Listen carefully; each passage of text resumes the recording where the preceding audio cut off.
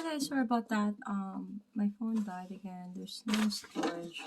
But anyways, okay, the last topic I just wanted to mention that blood supply to the myocardium, right? I hope I have a photo that I can. I think this is the only heart photo that I have. I just want to show you how the conduction, the blood supply to that. Okay, and I also want to show you this photo here. Um,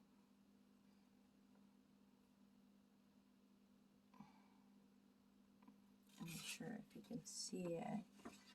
Um, this is more so when the blood vessel is giving out nutrients, and then more so also it's giving out water and but to the tissue, and tissue also giving to the blood vessels. And it's also showing here, if you can see, where from T1 to T4 it has that innervation, right, from the heart, from the brain. It's showing you the heart, and then these are all the, like, sympathetic nervous system. These are just indication of how, like, um the nodal cell, how it's the sodium and calcium and potassium. And here, these are just fast facts that I'm going to be reading to you. Weight, 81, male, 5 to 6 liters of blood, and then female is 4 to 5 liters. Temperature is 38, 100 um, to usually 100 to 106 Fahrenheit, right? And the type is usually the connective.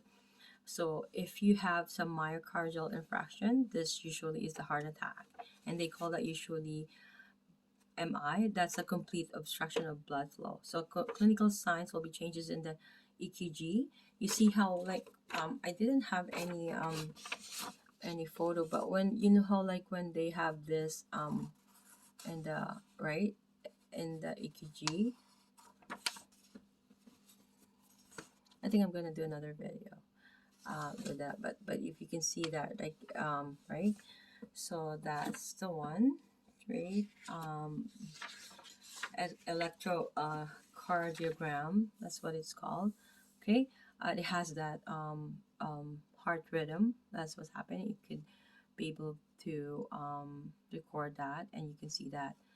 And somebody who's trained for that can be able to see, just by looking at the rhythm, which heart is affected versus, which ventricles, which chamber. Okay, they're trained for that. Okay, if there's any leakage of the myocardial enzymes into the bloodstream from the far infracted tissue. Key in excitation of the heart is really a big factor, and I think I'm just gonna be talking about here now the last part. Then I'm gonna be doing a handbook of life. So for this one here, right? Okay, I'm just gonna be so from the right atrium and left coronary, there's the crown arteries, the coronary, right? It branch off to the aorta just behind the cusp of the aortic. It's around here. Unfortunately, I can see, but it's there. And then encircle the heart along the atrioventricular coronary sulcus. So mostly it's like there's like it seems like a divider between the atrium and ventricular, if you can see that. And left coronary artery, um you see this, yeah, right? The left one here, anterior intraventricular, is descending. Okay, and then the coronary sinus. It's located in the anterior ventricular surface. It receives blood from the cardiac veins and empties into the right atrium near opening of the inferior vena cava. So the heart also does that, just like the other system or the other organ of the body. It also does that. So it will it will empty into the right atrium as well, near opening where the inferior vena cava is. Okay, it receives blood from the cardiac veins. Keep that in mind. Okay, I believe I have mentioned everything so far. So just a quick overview again from from the superior vena cava. Vena cava meaning is just that big veins, right? And then from the inferior vena cava, they'll join together. They're gonna go to the right atrium.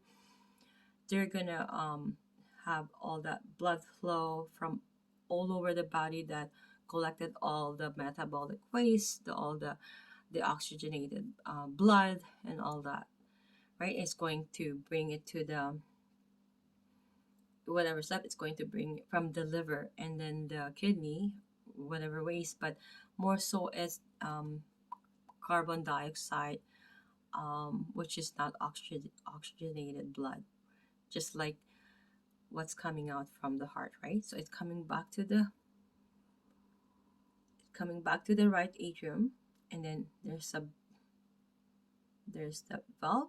It's called tricuspid. Why is it tricuspid? Because it has three flaps. Why is there flaps?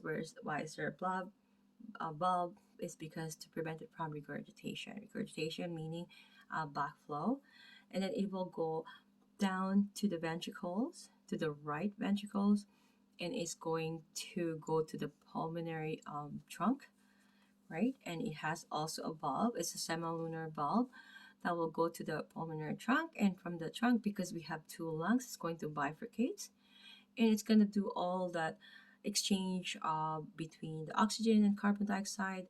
So now that blood that was not oxygenated will be oxygenated, and it's going to go back into the left atrium. And again, there's going to be a valve between the right atrium and the ventricle. And this time, again, is the left AV ventricle or the bicuspid or mitral valve.